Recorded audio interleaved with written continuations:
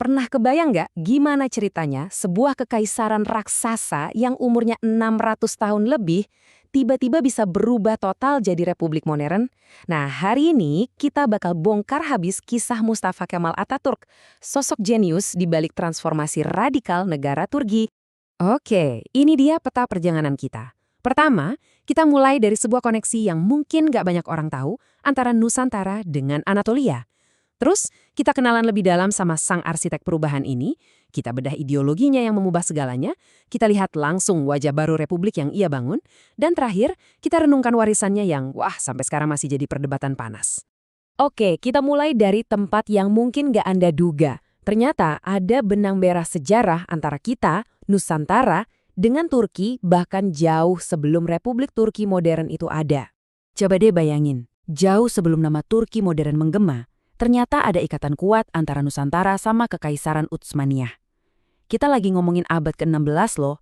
Saat itu, Kesultanan Aceh dan Utsmaniyah itu udah jadi sekutu, bahu-membahu melawan kekuatan Eropa. Nah, hubungan historis inilah yang jadi latar belakang dari drama besar yang nantinya bakal mengubah total wajah Anatolia. Jadi siapa sih sebenarnya sosok sentral di balik semua ini? Orang yang berani mengubah sebuah kekaisaran jadi republik? Nah, ini dia orangnya, Mustafa Kemal. Awalnya, dia itu perwira militer Utsmaniyah yang karirnya cemerlang, pahlawan perang di Gallipoli, tapi saat dia lihat kekaisaran yang dia bela itu hancur lebur setelah Perang Dunia Pertama, dia nggak mau nyerah gitu aja. Justru dari puing-puing kekalahan, dia memimpin perang kemerdekaan, membubarkan kesultanan yang umurnya udah ratusan tahun, dan akhirnya dia berdiri sebagai presiden pertama Republik Turki. Bener-bener dari nol. Tapi gini, menang perang doang itu nggak cukup buat dia. Atatürk sadar betul kalau mau bangun negara yang benar-benar baru, pondasinya juga harus baru. Dia butuh sebuah ideologi yang super radikal. Nah, ideologi inilah yang kemudian dikenal sebagai Kemalisme atau kadang disebut juga Atatürkisme. Ini jadi filosofi resmi pendirian Turki yang simbolnya itu 6 anak panah. Panah pertama, Republikanisme. Ini simpel tapi fundamental, artinya kekuasaan itu nggak lagi turun-temurun dari sultan, tapi ada di tangan rakyat. Titik. Dari monarki absolut langsung lompat ke kedaulatan rakyat. Lanjut, panah kedua. Dan ini mungkin yang paling bikin geger, laisisme. Atau kita kenal sebagai sekularisme. Intinya, urusan agama sama urusan negara itu dipisah total. Nggak boleh campur aduk. Keimanan itu urusan pribadi. Jangan dibawa-bawa ke hukum apalagi politik. Panah ketiga, nasionalisme. Gini, kalau di zaman Utsmaniyah orang merasa jadi satu karena agamanya sama, nah Atatürk mau ganti itu. Dia mau ciptain identitas baru yang menyatukan semua orang. Saya orang Turki. Mau etnisnya apa, agamanya apa, nggak penting. Yang penting mereka adalah bangsa Turki. Yang keempat, populisme. Gampangnya, negara itu ada untuk rakyat, bukan cuma buat kaum elit atau bangsawan. Jadi, kepentingan persatuan nasional itu di atas segalanya, bukan lagi soal konflik antar kelas. Panah kelima, statisme. Logikanya gini, Turki kan baru aja hancur karena perang. Modal swasta hampir nggak ada. Jadi, ya negara harus turun tangan langsung. Negara yang ngatur ekonomi, bangun industri, pokoknya ngebut modernisasi. Dan yang terakhir, panah keenam, reformisme, atau gampangnya revolusionisme. Ini tuh semacam komitmen untuk terus berubah, gantiin semua yang tradisional dan kuno dengan yang modern. Dan perubahan ini harus permanen, nggak bisa balik lagi ke masa lalu. Nah, keenam panah tadi itu bukan cuma wacana di atas kertas loh, ini bener-bener dijalankan. Hasilnya, salah satu reformasi sosial paling drastis dan paling cepat yang pernah terjadi di abad ke-20. Coba lihat deh perbandingannya.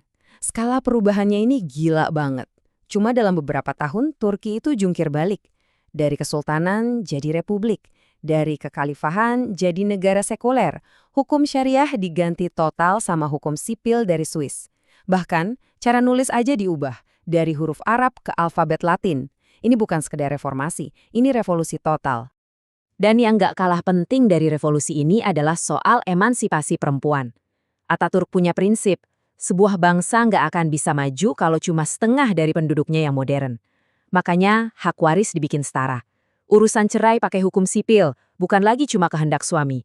Dan yang paling revolusioner, perempuan dikasih hak pilih dan dipilih dalam pemilu. Ini bahkan lebih dulu dari banyak negara barat loh. Oke, jadi sampailah kita ke bagian yang paling krusial, warisannya. Gimana kita harus memandang Ataturk? Karena sampai hari ini dia itu sosok yang dipuja setengah mati sekaligus dikritik habis-habisan.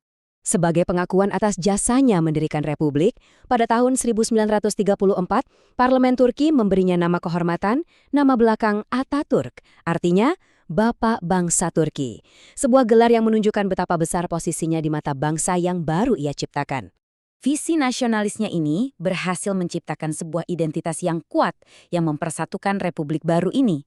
Semuanya terangkum dalam motonya yang sangat terkenal, Ne mutlu Turkum Dieni. Betapa bahagianya seseorang yang bisa berkata, "Aku adalah orang Turki." Tapi, di balik semua kemajuan yang luar biasa itu, ada sisi lain yang lebih gelap.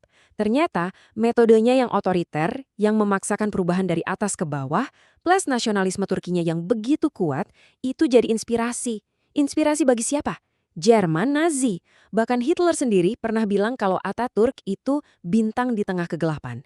Sebuah fakta yang bikin warisannya jadi sangat-sangat rumit. Dan ini membawa kita pada pertanyaan penutup yang mungkin bikin kita semua berpikir, apakah sebuah revolusi yang dipaksakan dari atas bisa benar-benar melahirkan masyarakat yang bebas? Atau apakah itu cuma jalan pintas yang ujung-ujungnya selalu mengarah ke otoritarianisme?